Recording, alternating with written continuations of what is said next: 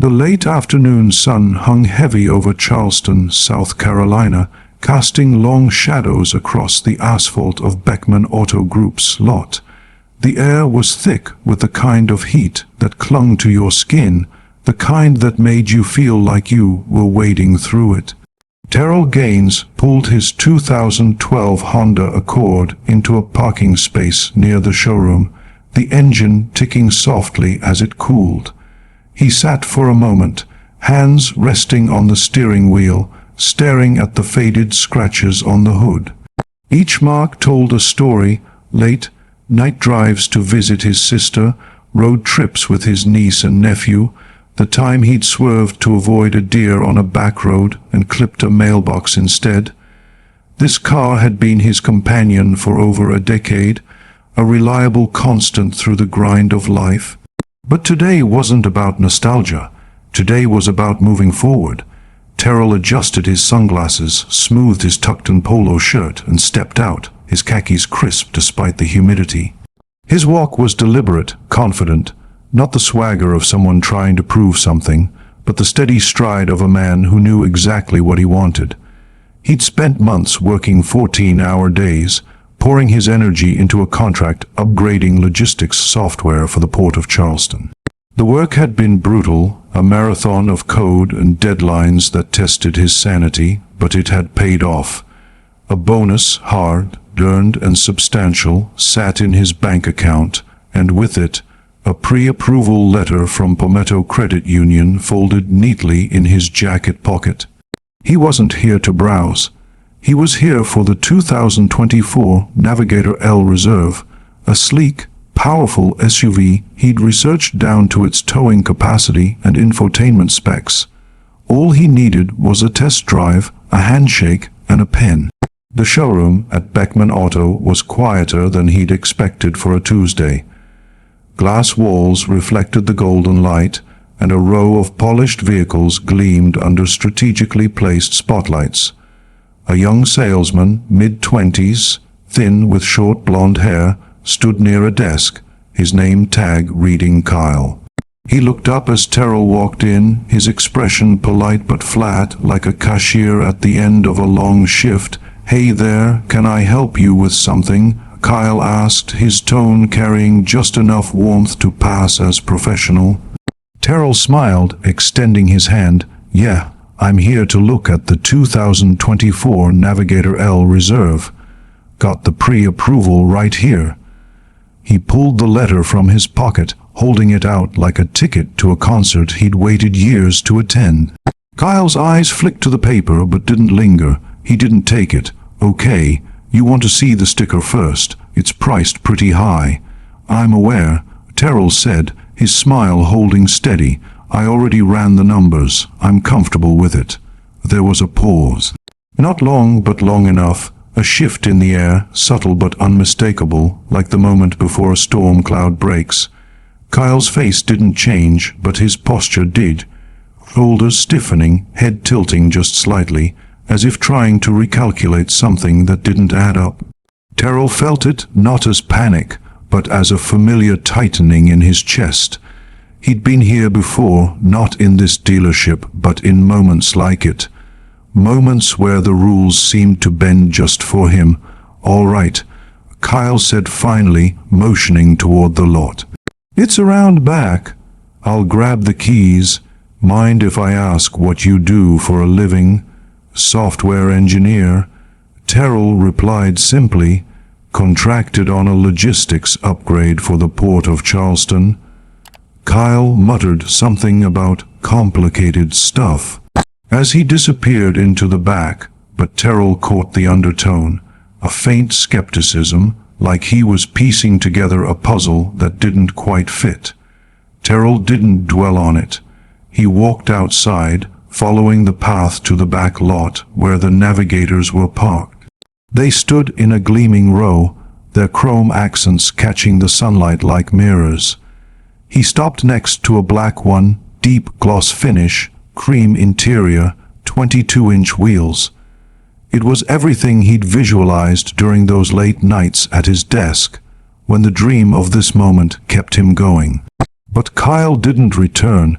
Instead, another man emerged from the showroom, mid-40s, dark blue dress shirt, gray goatee, stiff body language. His name tag read Travis, manager. Terrell's smile stayed, but his jaw tightened ever so slightly.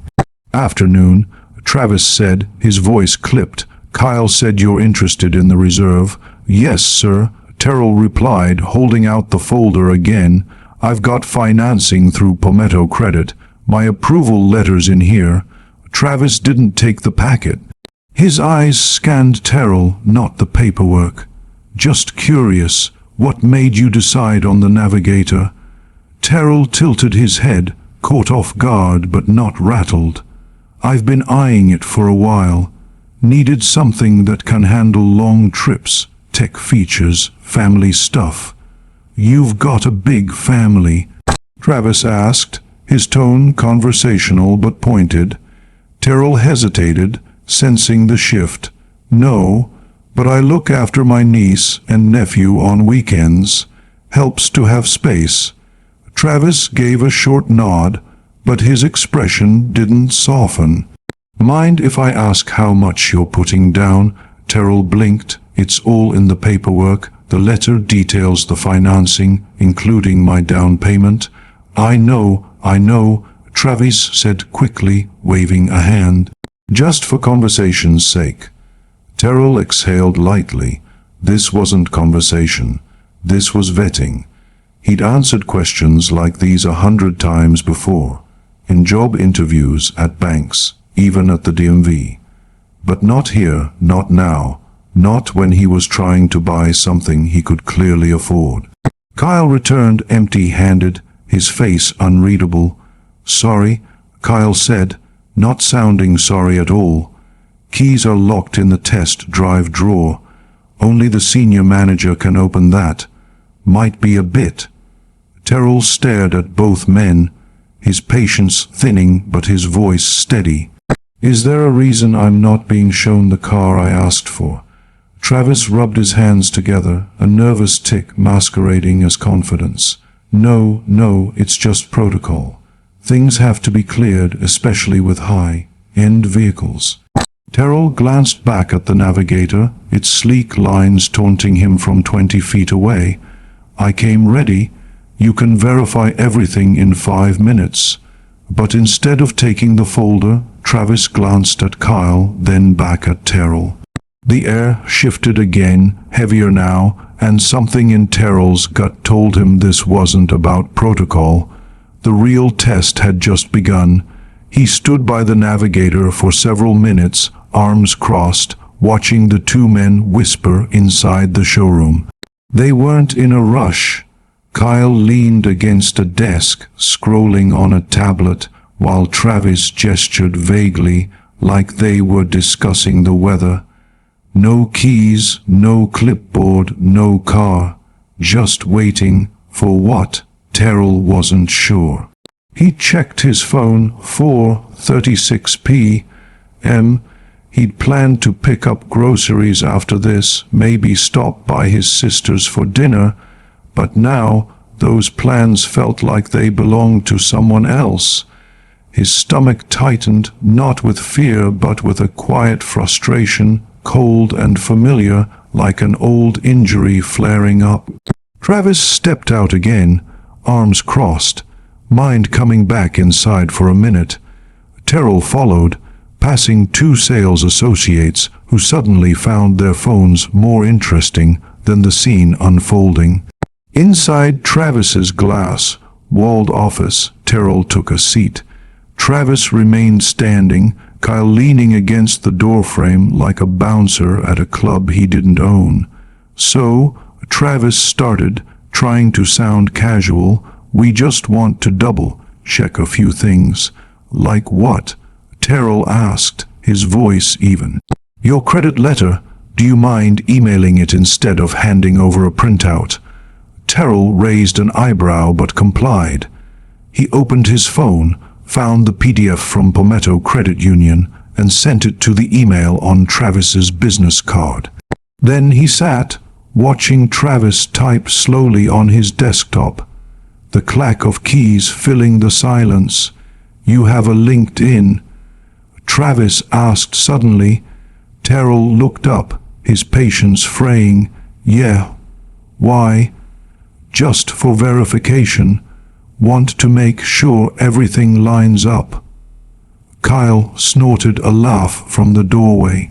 Travis didn't flinch, but Terrell's eyes narrowed. "What do you think is going to line up on LinkedIn that isn't on my loan documents?" Travis didn't answer, just kept typing. After a beat, Terrell spoke again, his voice quiet but firm. "You didn't ask the guy who walked out of here with a Tahoe 15 minutes ago if he had a LinkedIn. You didn't ask where he works or how big his family is. That guy's a regular customer." Travis shot back. "No, he's not," Terrell said evenly. "I saw your interaction, first time just like me." Travis looked away, his jaw tightening. Another associate knocked gently and poked her head in. "Hey, Travis, you got a minute?" "Later," he muttered. The woman glanced at Terrell, paused, and left. Then came the kicker. Travis leaned forward, choosing his words carefully. "Look, we've just had situations. People trying to pose as buyers, walking off the lot with cars under false approvals. I'm not saying that's you, just being careful." "Careful?" Terrell repeated, the word heavy in his mouth. "So you assume fraud?" "No, we just. You know how long I've been working. You know how hard I worked to get here." Silence. "Do I look like someone who needs to fake my way into a car?" No answer. Travis shifted, Kyle cleared his throat and looked down. Terrell stood, his movements deliberate. "You want to verify something, call the credit union. They'll tell you everything you need to know, but I won't sit here like I'm applying for parole."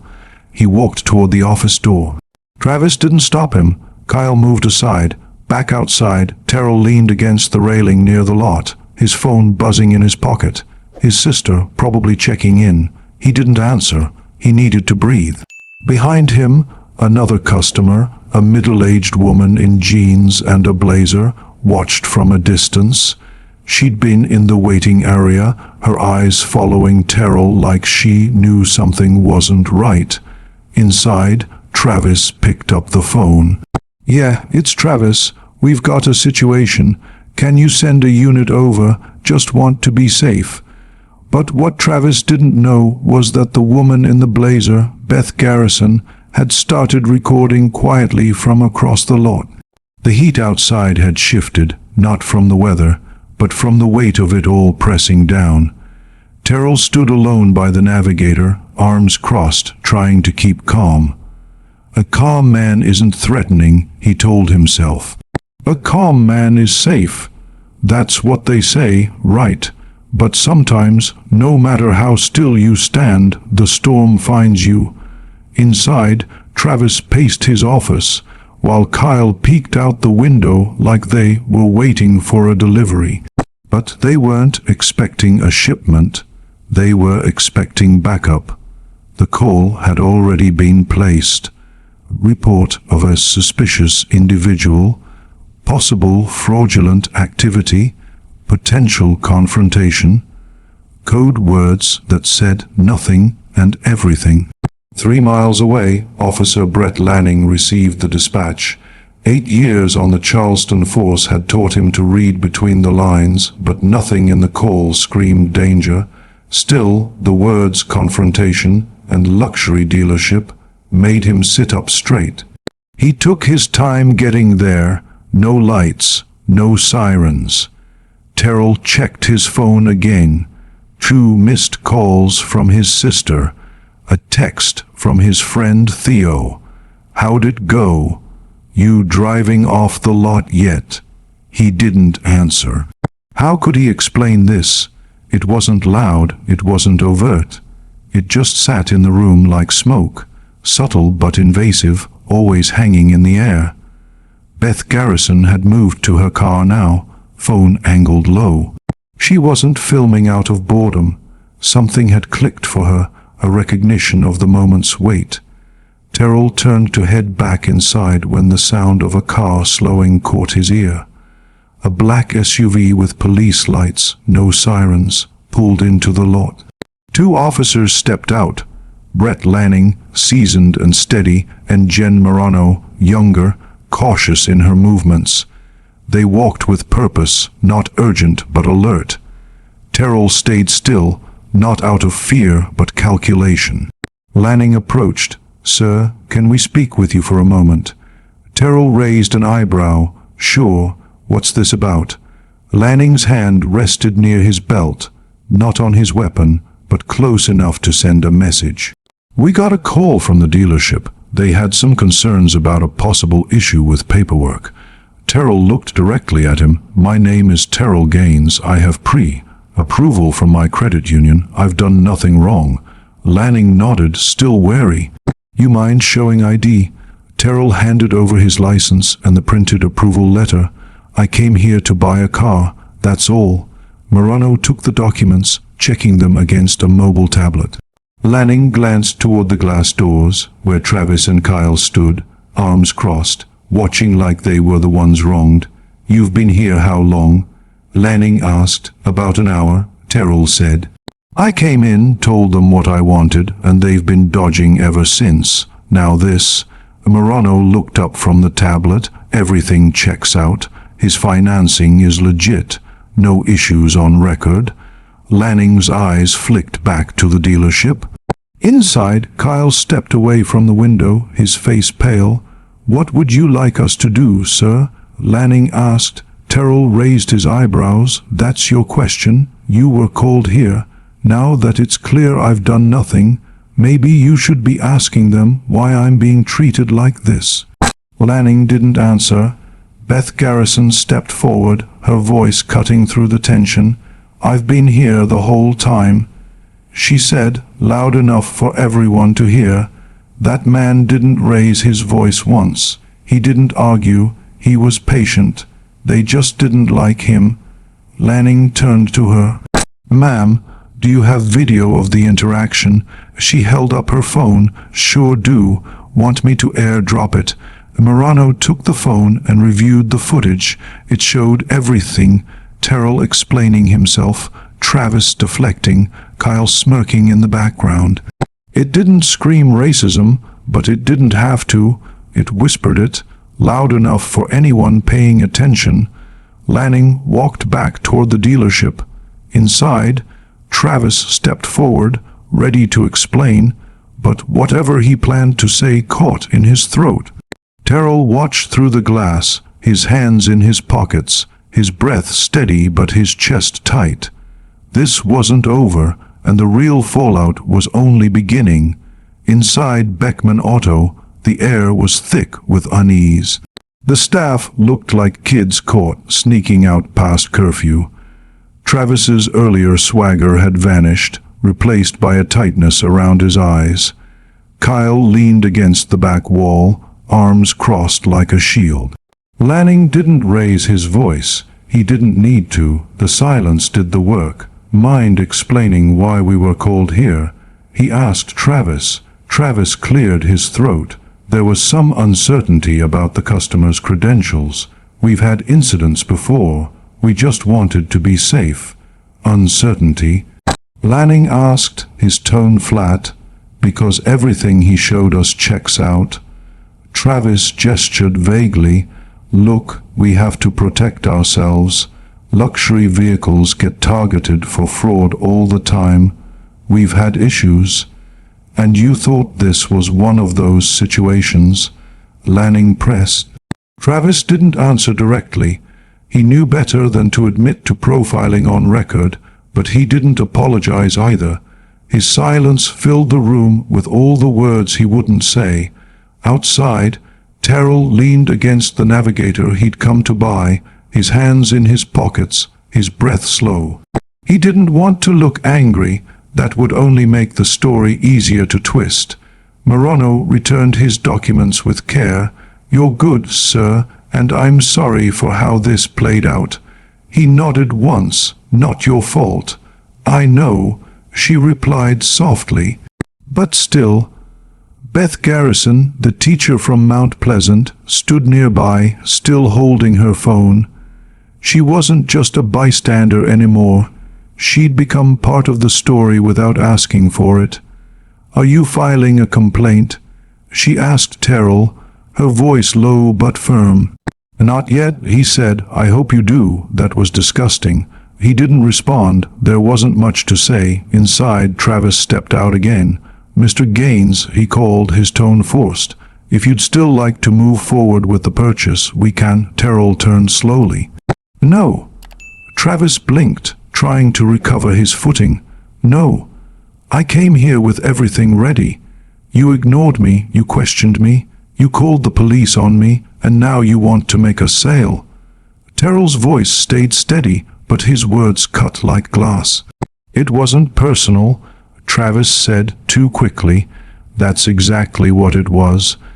A few more customers had trickled into the lot by now, not close enough to hear the exchange, but close enough to see the cops, the tension, Terrell refusing the deal.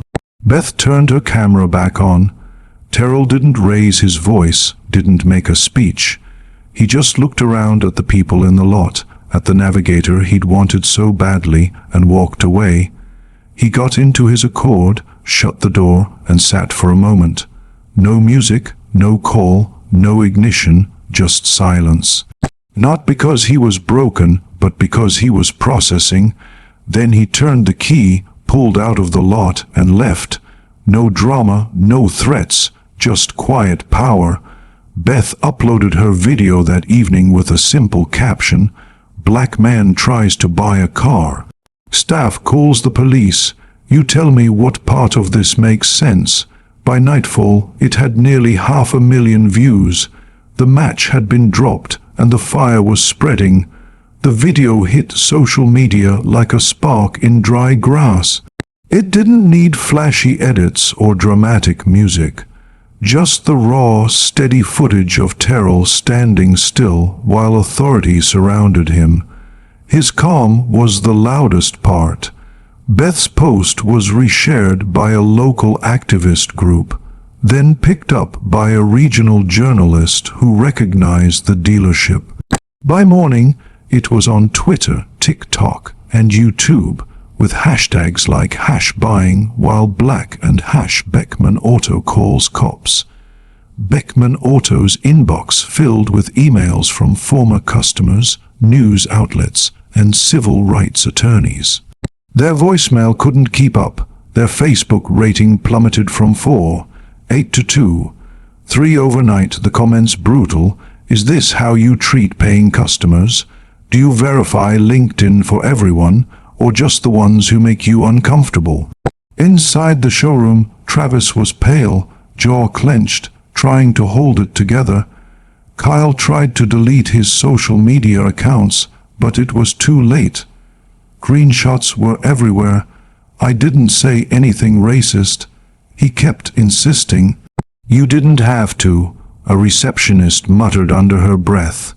The dealership's owner, Richard Beckman, stormed in just before noon, slamming the office door shut. He pulled up the video. "This is what I wake up to," he barked at Travis. "What the hell were you thinking?" "I was following protocol," Travis said, flustered. "Hi, Val. You car, unverified identity." He had pre-approval. Beckman snapped. "And you called the cops. Are you out of your damn mind?" Kyle tried to speak, but Beckman's glare silenced him. "We're issuing a statement. Now, I want it out within the hour." The dealership's first attempt at a response was a disaster. A cold, vague apology that said nothing. "We regret the situation that occurred and are reviewing our internal protocols to ensure all customers are treated fairly." The comment section erupted. "Regret the situation? That's not an apology, that's damage control. Say his name, say what you did." Meanwhile, Terrell sat in his apartment, coffee untouched, laptop open.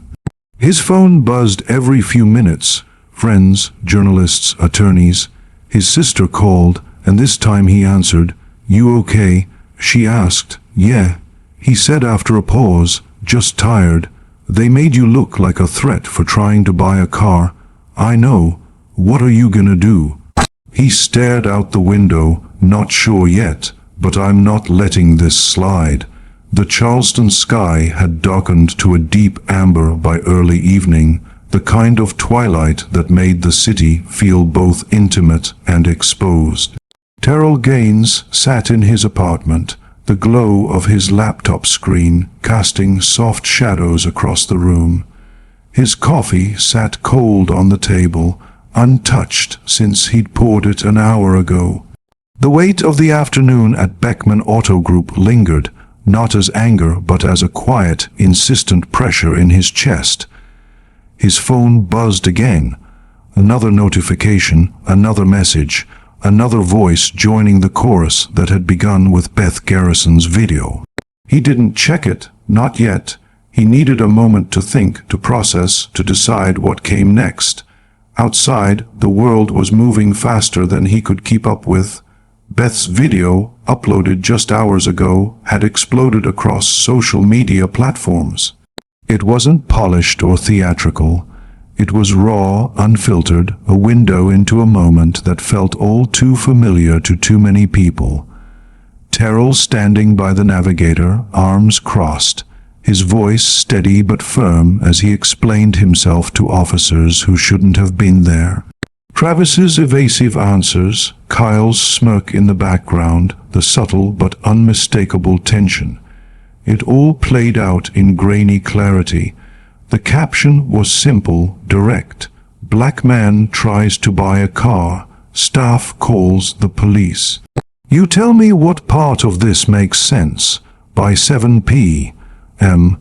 It had crossed 500,000 views, shared by strangers, activists, and a local journalist who recognized the dealership's gleaming showroom in the background. Terrell leaned back in his chair, staring at the ceiling. He hadn't asked for this. He'd wanted a car, not a cause. But the video had taken on a life of its own, a spark that ignited conversations he hadn't anticipated. His sister, LaToya, called again, her voice sharp with concern through the speakerphone. You holding up? She asked, not waiting for pleasantries. I'm fine, Terrell said, though the word felt hollow. Just figuring it out. They made you look like a criminal, Terrell, for trying to buy a damn car. Her voice cracked, not with tears, but with the kind of frustration that came from seeing this story play out too many times before. I know, he said quietly, I know. What are you gonna do about it? You can't just let this go. He didn't answer right away. His eyes drifted to the window where the city lights flickered against the dusk. I'm not letting it go, but I'm not rushing either. Gotta do this right.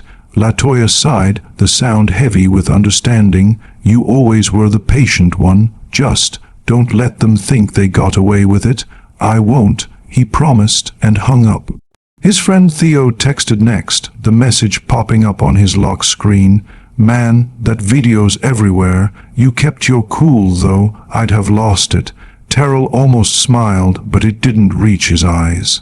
Theo was right. He'd kept his cool, not because he wanted to, but because he had to. Losing it would have given them the story they wanted. Angry black man, unpredictable, dangerous. He'd seen that script before, and he wasn't about to play the part. At Beckman Auto Group, the showroom felt like a bunker under siege. The phones hadn't stopped ringing since the video went viral. Customers, reporters, and angry strangers left voicemails that piled up faster than the receptionist, a young woman named Carla, could handle. She sat at her desk, her usual cheer replaced by a tight-lipped grimace as she fielded another call. Yes, ma'am, I understand your concern, she said, her voice strained. We're addressing the situation. Thank you for your feedback. She hung up, muttering under her breath, feedback, like that's what this is. Travis, the manager, paced the glass, walled office, his earlier confidence replaced by a jittery unease. His gray goatee seemed to bristle with every step, and his eyes darted to the windows, where a small crowd had gathered outside. Locals, some holding makeshift signs, customers, not criminals. Kyle, the salesman, sat in a corner, scrolling through his phone, his face pale.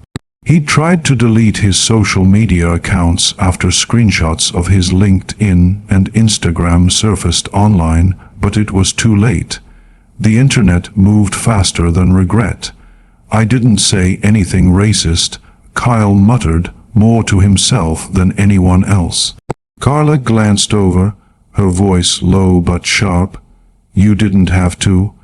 The dealership's owner, Richard Beckman, had arrived just before noon, his face a storm cloud. A man in his 60s with a reputation for cutting corners and counting dollars. He wasn't used to being on the defensive. He'd slammed the office door so hard the glass rattled, pulling up Beth's video on his tablet. "This is what I wake up to," he'd barked at Travis. "What the hell were you thinking?" "I was following protocol," Travis said, his voice faltering. "Hi, Val.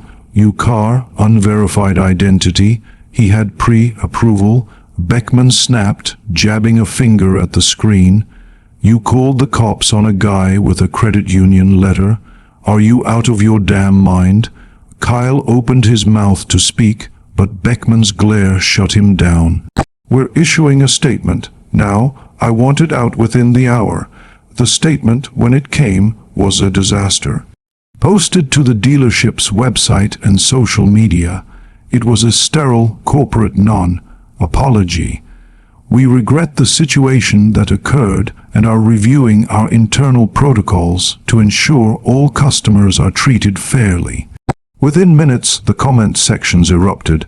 "Regret the situation. That's not an apology, that's damage control. Say his name. Say what you did. Shameful. You lost my business." By 8 p.m., Beckman Auto's Facebook rating had plummeted from 4.8 to 2.3 stars, and their Yelp page wasn't faring much better. Travis stood by the window, watching the crowd outside grow. A woman held a sign that read, "We're not threats, we're shoppers." He turned away, rubbing his hands together, a nervous tic he couldn't shake. "This'll blow over," he said, though his voice lacked conviction. Carla snorted softly. "You think?" Across town, Beth Garrison sat in her Mount Pleasant apartment, her phone buzzing with notifications. She hadn't expected this. She was a high school history teacher, not an activist, but something about Terrell's calm in the face of that dealership's nonsense had struck a nerve. She'd started recording on instinct, sensing the moment's weight, and now her video was everywhere. Twitter, TikTok, YouTube, even a local news station that had reached out for permission to air it. She hadn't filmed to start a movement. She'd filmed because it felt wrong to stay silent. Her husband, Greg, leaned over from the couch, peering at a screen. "You're trending, you know. Buying while black is all over Twitter." Beth shook her head, scrolling through the comments. "It's not about me. It's about him. That man didn't do a single thing wrong." Greg nodded, his expression serious. "You think he'll sue?" "I don't know," Beth said. "I hope he does something. They can't just get away with that." She'd already emailed the video to a local journalist, Camille Rivers, who worked for the Charleston Post and Courier. Camille had responded within minutes, asking for an interview with Beth, and, if possible, Terrell. Beth didn't have his contact information, but she'd included a note in her email. "If you find him, tell him he's got people behind him." She didn't know if Terrell wanted the attention, but she knew he deserved the support. Terrell's phone buzzed again, this time with an email from Camille Rivers. She was polite, direct, asking for a sit-down interview at a public library the next morning. No cameras, no big production, just a conversation. He hesitated, his thumb hovering over the reply button. He wasn't sure he wanted to be the face of anything. He just wanted a car. But LaToya's words echoed in his head. You can't let this go. Neither could he ignore the messages flooding his inbox. Friends, strangers, even a civil rights attorney offering pro bono representation. People were watching and they were angry. He typed a short reply, I'll meet you, 10 a.m., no crew, just us. Then he set the phone down and walked to the window. The city stretched out below, a patchwork of lights and lives, each one carrying its own story. His was just one, but it was starting to feel bigger than himself. He thought back to the dealership, to Travis's questions about his job, his family, his LinkedIn, to Kyle's smirk, to the police pulling up, their hands near their belts, their eyes scanning him like he was a problem to be solved. He'd stayed calm, not because it was easy, but because he knew the cost of anything else. He'd seen it in his father's stories, in his sister's experiences, in the headlines that never seemed to change. Calm wasn't just a choice, it was survival. But survival didn't mean silence. He opened his laptop again, pulling up Beth's video. He watched it once, then again, his own voice steady in the footage, his posture unyielding. He didn't look like a victim, and that was the point. He looked like a man who knew his worth, even when others refused to see it. By 9 p.m., the crowd outside Beckman Auto had grown to a dozen people, their signs illuminated by streetlights. A local activist group, Charleston Justice Now, had organized a small protest, their megaphone amplifying demands for accountability. We're not here to shop, we're here for respect. One woman shouted, her voice carrying across the lot. News vans parked nearby, their reporters interviewing protesters while camera lights cast stark beams across the asphalt. Inside, Richard Beckman was on the phone with the dealership's PR firm, his voice low but furious. Fix this, he said. I don't care what it takes. We're bleeding customers. The PR rep, a woman named Sylvia with a knack for spinning disasters, was blunt. Your statement was a mistake. It's too vague and people see through it. You need to name the customer, apologize directly, and promise action, training, policy changes, something tangible. And if we don't, Beckman asked, then you're looking at a boycott, maybe worse. This isn't local anymore. It's trending nationally. Beckman hung up, his jaw tight. He turned to Travis, who stood in the corner like a man waiting for a verdict. You're on thin ice, Beckman said. If this doesn't die down, someone's head is gonna roll, and it's not gonna be mine. Travis nodded, his face ashen. Kyle had slipped out the back, avoiding the cameras. The receptionist, Carla, was already drafting her 2 weeks' notice in her head. She hadn't signed up for this. Terrell's friend Theo called at 10 p.m. His voice a mix of awe and outrage. Man, you're viral. That video's got 1 million views now. You see the comments. I haven't looked. Terrell said, rubbing his eyes. Don't know if I want to. You should. People are pissed. They're calling out the dealership by name, tagging the owner, everything. You're like a damn hero out here. I'm not a hero, Terrell said, his voice firm. I just wanted a car. Yeah, but you didn't let them walk over you. That's what's got people talking. You kept it together, man. I'd have been screaming. Terrell almost laughed, but it caught in his throat. Thought about it, but then what? They'd spin it. Say I was aggressive, loud, dangerous. They don't get that out of me. Theo was quiet for a moment. You're stronger than me, man. So what's next? You gonna sue? Terrell leaned back, staring at the ceiling. I don't know yet. Maybe, but it's not about the money. It's about making sure this doesn't happen to the next guy." They talked for a few more minutes, Theo's voice a grounding force in the chaos. When they hung up, Terrell opened Twitter for the first time that evening. The hashtags were everywhere: #buying while black, #Beckman Auto, #Terrell Gaines. He scrolled through the comments, a mix of support and vitriol. "This man deserves an apology and a free car. Typical, they always assume the worst. He should have just left when they started questioning him. The last one stung, but he let it go. People always had opinions about what you should have done when they weren't the ones standing in your shoes." One tweet caught his eye, from a woman named at Charleston. "Mom, my son's 17. He's saving up to buy his first car. I'm scared he'll walk into a place like Beckman Auto and get treated like Terrell Gaines. This has to stop." Terrell stared at the words, his chest tightening. He hadn't thought about the kids, the ones who'd come after him, the ones who'd face the same scrutiny unless something changed. He closed the app and stood, walking to the kitchen to reheat his coffee. The microwave hummed, a small anchor in the storm of his thoughts. He didn't want to be a symbol, but he couldn't ignore the weight of what was happening. People were watching, listening, waiting to see what he'd do next. And for the first time he realized he had a choice, not just to react, but to shape what came next. Outside Beckman Auto, the protest had grown to 20 people by 11 p.m.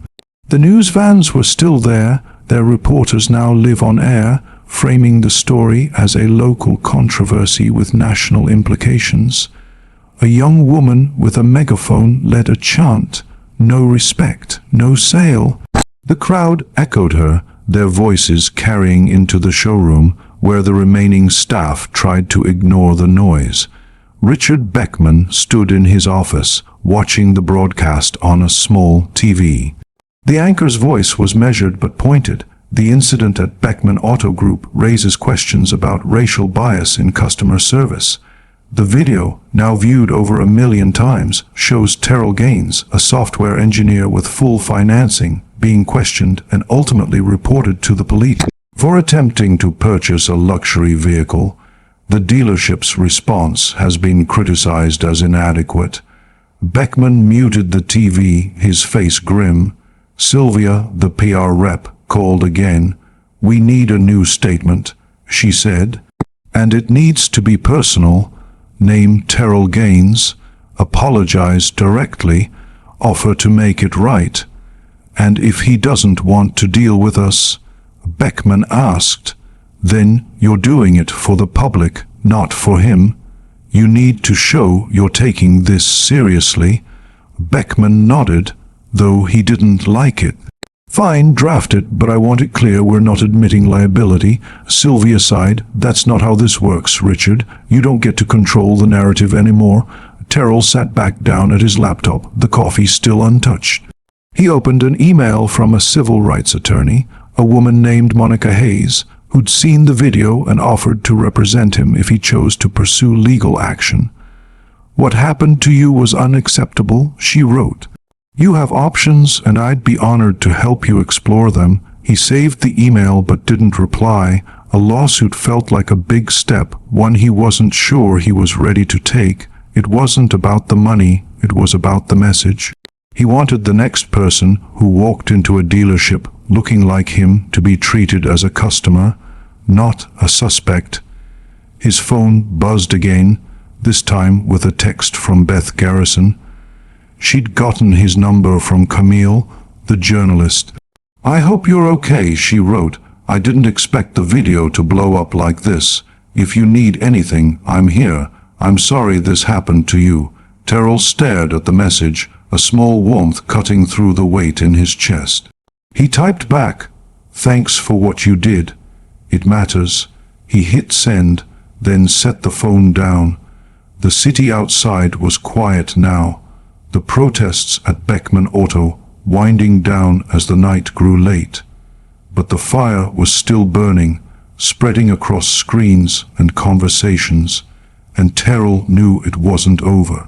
Not for him, not for the dealership, not for the people watching. He stood, walked to the window, and looked out at the city again.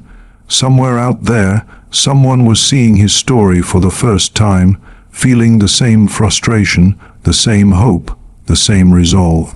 And that, he realized, was where the real power lay. Not in a car, not in an apology, but in the moment when silence broke and people started to listen. The Charleston night was thick with humidity, the kind that made the air feel like a second skin. Terrell Gaines stood at his apartment window, the city's lights a distant constellation against the dark.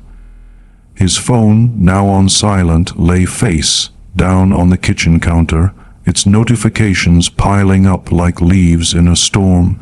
Beth Garrison's video had crossed 2 million views, and the internet was ablaze with hashtags, comments, and calls for action. Hash buying, while black trended alongside hash Terrell Gaines and hash Beckman Auto, each post a thread in a tapestry of outrage and solidarity. But Terrell wasn't reading the comments. He wasn't watching the retweets or checking the voicemails from journalists and attorneys. He was thinking about the Navigator he'd wanted, the weight of Travis's questions, the police SUV pulling into the lot, and about what he owed himself and others now that the world was watching. His laptop screen glowed with an open email from Camille Rivers, the journalist who'd asked for an interview.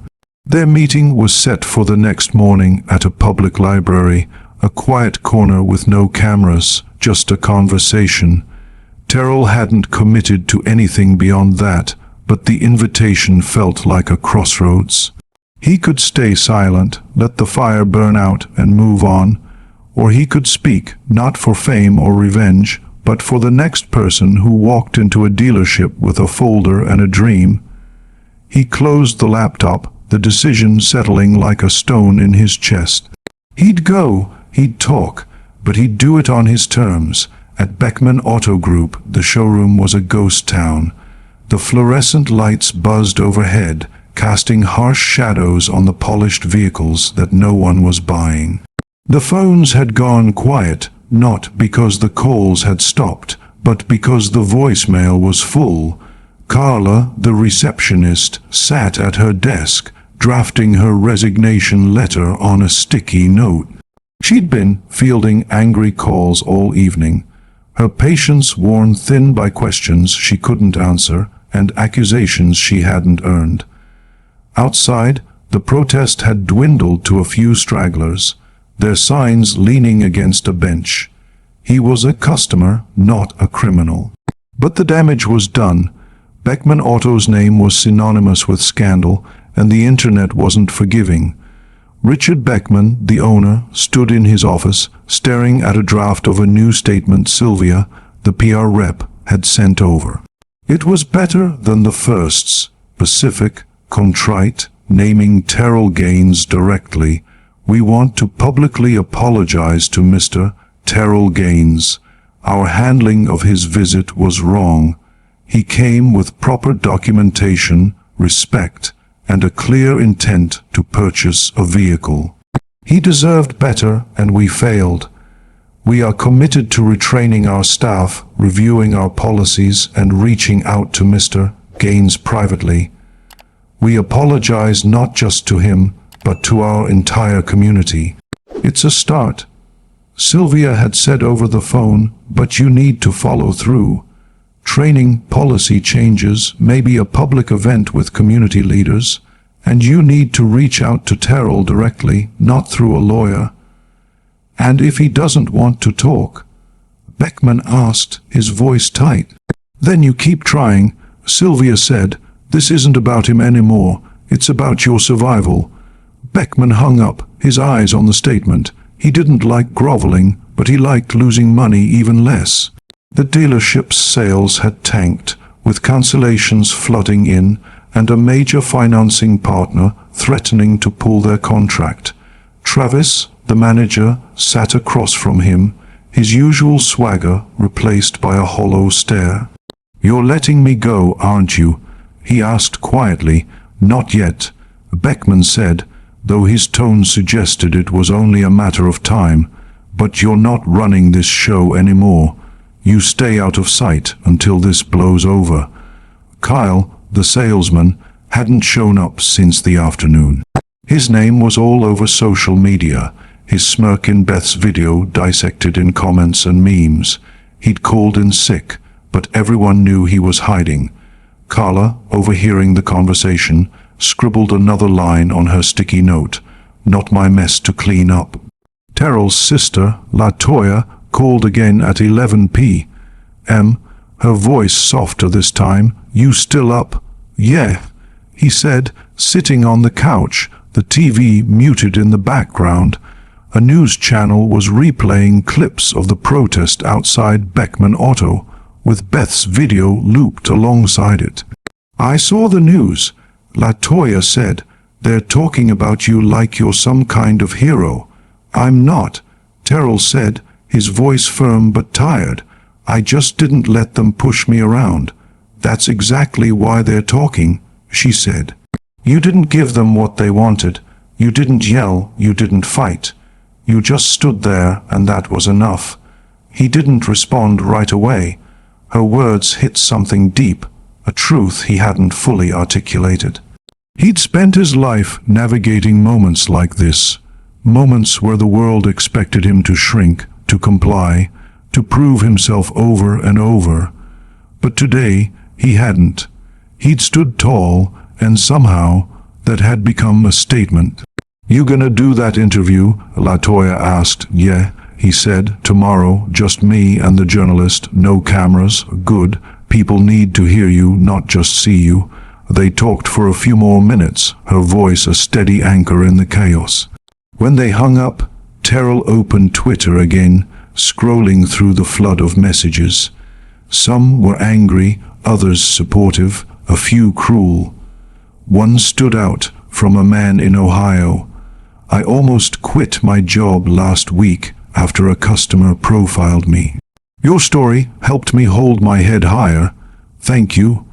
Terrell read it twice, then a third time, the words sinking in. He hadn't set out to inspire anyone, but here it was. His story, his moment, touching someone he'd never met. He typed a post, simple and direct, attaching a photo of his old Honda Accord parked in his driveway. "Respect shouldn't depend on what you drive, how you dress, or what you do for a living." I didn't speak out for sympathy. I did it because silence lets behavior like that continue. Say something every time. He hit post, then closed the app. Within minutes, it had hundreds of likes, then thousands, but he didn't check. He didn't need to. By midnight, an unexpected message arrived in Terrell's inbox. Not from a journalist or an attorney, but from Leland Hines, the owner of Gordon and Hines Motors, a smaller dealership across town. "Mr. Gaines," the email read, "I saw what happened at Beckman Auto, and it was unacceptable. If you're still interested in purchasing a vehicle, we'd be honored to work with you, with full respect and transparency." No pressure, just an open door. Terrell stared at the words, unsure what to make of them. Was it genuine or just a business owner capitalizing on the moment? He didn't reply, but he saved the email, letting the offer sit in his mind like a seed. He slept fitfully that night, the events of the day replaying in fragments. Travis's questions, Kyle's smirk, the police SUV, Beth's camera. When he woke at 7 a.m., the city was already buzzing. News outlets had picked up the story, with morning shows debating the footage and panelists dissecting Terrell's calm under pressure. The cost of presumption read one headline, "When a loan letter isn't enough," read another. Charleston's mayor issued a statement calling the incident unfortunate and an opportunity for reflection. Terrell read it, shook his head, and closed the tab. Reflection was cheap. Action wasn't. He drove to the library at 9:45, his Honda Accord humming softly as he navigated the quiet streets. The library was a low brick building, its windows reflecting the morning sun. Camille Rivers was already there, seated at a corner table with a notebook and a small recorder. She was in her late 30s, her expression warm but focused, her questions ready but not rehearsed. "Thanks for coming," she said as he sat down. "I know this is a lot." "It is," Terrell admitted, his voice steady. "But I'm here." She didn't waste time. "What happened yesterday? What does it mean to you?" Terrell leaned back, choosing his words. "It's not just about me. It's about the next guy who walks in looking like me, with a folder and a plan, and gets treated like a problem. I want him to leave with his keys, not a story like mine." Camille nodded, scribbling a note. "Do you want justice?" He thought for a moment. "I want change. Justice is part of it, but it's bigger than that. It's about making sure people don't have to prove they're not a threat just to buy a car." They talked for an hour, his voice calm but unwavering, her questions sharp but respectful. When they finished, she turned off the recorder. "This is going to resonate," she said. "People are already listening." "I hope so," he said, standing. "Thanks for hearing me out." By noon, Beckman Auto was a shell of its former self. Protesters had returned, their signs sharper now. "No sale without respect." A financing partner had officially paused their relationship, citing reputational risk. Customers cancelled appointments, and the showroom's usual hum was replaced by an eerie quiet. Richard Beckman issued the new statement, naming Terrell and apologizing directly, but the response was lukewarm. "Too little, too late," read one comment. "Say his name when it matters, not when you're scared," read another. Travis was gone by early afternoon, his termination quiet but final. Kyle's name vanished from the staff list, his absence unexplained. Carla handed in her resignation, tired of the chaos. Beckman sat in his office, staring at the numbers. Sales down 40% in a single day. Sylvia called again, her voice grim. "You need to do more. Reach out to Terrell directly. Offer to make it right." "And if he says no?" Beckman asked. "Then you've lost more than a customer," she said. "You've lost trust." Terrell sat in his apartment, reading Leland Hines's email again. He hadn't planned to buy a car today, not after yesterday, but the offer felt different. No cameras, no fanfare, just a handshake and a deal. He called LaToya, needing her perspective. "You trust them?" she asked. "Not sure," he said, "but they reached out. That's more than Beckman did before the video." "Go," she said. "See what they're about. You deserve that car." He drove to Gordon and Hines Motors at 2 p.m., the lot smaller but welcoming, the showroom unpretentious. Leland Hines, a wiry man in his 50s, with a genuine smile, met him at the door. "Mr. Gaines," he said, extending a hand. "Thanks for coming. We're here for whatever you need." They talked, ran the numbers, walked through the lot. No hoops, no sideways glances, just a business transaction treated like any other. 2 hours later, Terrell drove off in a charcoal gray 2024 Navigator L Reserve, the keys in his hand, the weight of the day lifting slightly. No police, no accusations, no apologies needed, just respect. The Navigator sat in Terrell's driveway that evening, spotless, not a fingerprint on it. He didn't drive it, not yet. It wasn't about the car anymore. It was a symbol of everything he'd earned, everything he'd faced, everything he'd refused to let define him. His phone buzzed with messages from strangers, parents, young people who saw themselves in his story. One, from a teenager in Atlanta, read, "I'm saving up for my first car. Thanks for showing me I can walk in with my head high." Terrell posted again that night, a photo of the Navigator and a caption, "This isn't about a car. It's about what happens when you don't stay silent. Speak up." Every time, the post went viral, shared thousands of times, sparking conversations about policies, training, and fairness. Camille's article published the next morning, quoting Terrell's words, "I want the next guy to leave with his keys, not a story like mine." It was picked up nationally, fueling debates on morning shows and podcasts. Beckman Auto announced sensitivity training and a community partnership, but the damage was done. Their name was a cautionary tale. Weeks later, Terrell took his niece and nephew for a ride, their laughter filling the Navigator as the windows rolled down. At a red light, a man in a pickup glanced over, did a double take, and nodded. Not performative, just acknowledgement. Terrell nodded back. He didn't need recognition. He needed respect, and he'd claimed it, not just for himself, but for everyone watching. The story wasn't over. It lived in the conversations it started, the policies it questioned, the people it inspired, and somewhere the next person walked into a dealership, folder in hand, head high, because Terrell Gaines had shown them they could. If you liked this story, please like, subscribe, and share it with others so they can learn something from it too.